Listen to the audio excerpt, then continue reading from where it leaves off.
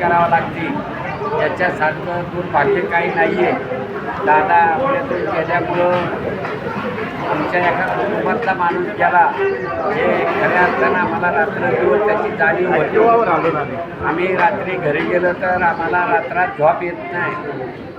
खरं दादाच्या जयंतीनिमित्त मधुदाना फाउंडेशनने आज हा कार्यक्रम घेतला आहे. मी त्या ताईचं, शिंदेसाहेबांचं आणि इथं सगळ्या आलेल्या लोकांचं खऱ्या अर्थानं स्वागत करतो की आम्ही कितीही प्रयत्न केला की बाबा दादा आपल्यातच आहेत. दादा रात्री दिसतात, दिवसा दिसतात. दादाची हिडीव लागली तर आम्हाला असं वाटतं दादा इकडून येतील, दादा तिकडून येतील. खऱ्या अर्थानं हे शिबिर भरवण्याच्या मागं आमच्या सगळ्या माझ्या मागल्या टीमचं स्वागत केलं पाहिजे. आमचे बंधू असतील, मधुकर बांधल असेल, आसिफ बांधल असेल, दीपक बांधल असेल, आमच्या हाफिजचा सगळा हाफिज स्टाफ असेल, या सगळ्याची कायमस्वरूपी मला मदत असते आणि त्यांच्या मदतीमुळं खऱ्या अर्थानं आज या ठिकाणी ह्या प्रभागाचा नगरसेवक म्हणून मी झालो. कारण ते माझ्या मागल्या टीमना सातत्याने काम केलं. त्या दादा आपल्या राज्याचे 6 बाऱ्या उपमुख्यमंत्री होते, अर्थमंत्री होते, आपल्या जिल्ह्याचे पालकमंत्री होते. दादाच्या कामाचा एक पाता आम्हाला असं वाटतं की आमचं काहीतरी चुकतं आहे.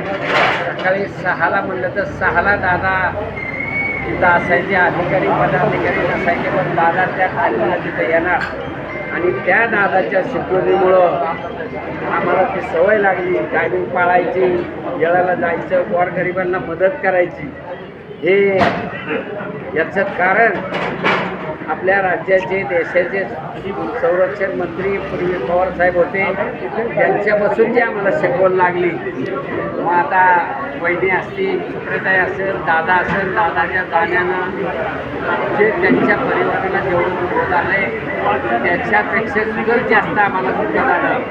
दादा नसताना आज आमच्या कामाला किती अडचणी आहेत. खऱ्या अर्थानं हे आम्हाला वेळोवेळ पावला पाहून दादाची आठवण येते.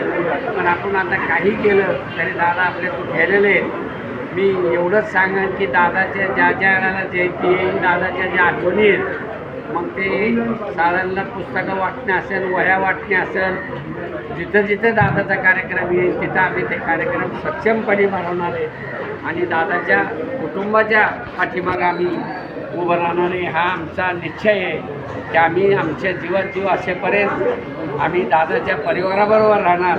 एवढंच सांगून माझे 2 शब्द संपवतो. जय हिंद, जय महाराष्ट्र. अण्णा, दादा तर आता गेलेले आहेत, परंतु दादांच्यामुळं या उंडरी असेल, पिसोळे असेल, तुम्ही सरपंच असल्यापासून तर आता नगरसेवक असल्यापासून कुठलं असं काम दादांनी केलं की जे कायमस्वरूपी लक्षात राहील? अहो, दादाने लय कामं केली. दादाचं काही एक काम नाही आहे. दादानी मला स्वतः, मी सर्वसामान्य महानगरपालिकेत कामाला असणारा माणूस, मला दादाने सांगितलं होतं, दादानी त्यांना तुम्हाला तिकीट देणार, मला जर तुम्हाला तिकीट दिलं नाही तर मला कावळा शिवणार नाही. त्या शब्दात दादानी 4 वर्षापूर्वी नाना काटेच्या इलेक्शनला सांगितलं आणि तो शब्द दादाने खरा करून लावला. दादाबद्दल अख्ख्या महाराष्ट्रामध्ये हळा आहे आणि दादा संबंध महाराष्ट्रामध्ये काम करतात. हे तुम्ही पाहिलं असेल, पालखी मार्ग असेल, आपले रिंग रोड असतील, हे सगळं दादानी आत्ता परवाच 4 दिवसापूर्वी उद्घाटन झालं नितीन गडकरी साहेबांच्या हस्ते.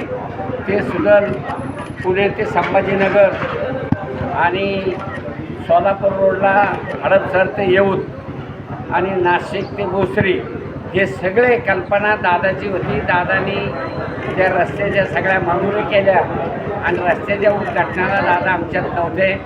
त्याचं तीव्र दुःख आम्हा सगळ्या पुणेकरांना आहे, महाराष्ट्राला आहे की दादाचं जे निवेदनबद्ध काम होतं ते परत दुसरा माणूस आपल्याकडे जन्माला येणे नाही. दादा खराच दादा होता आणि असा दादा परत दुसरा होणे नाही.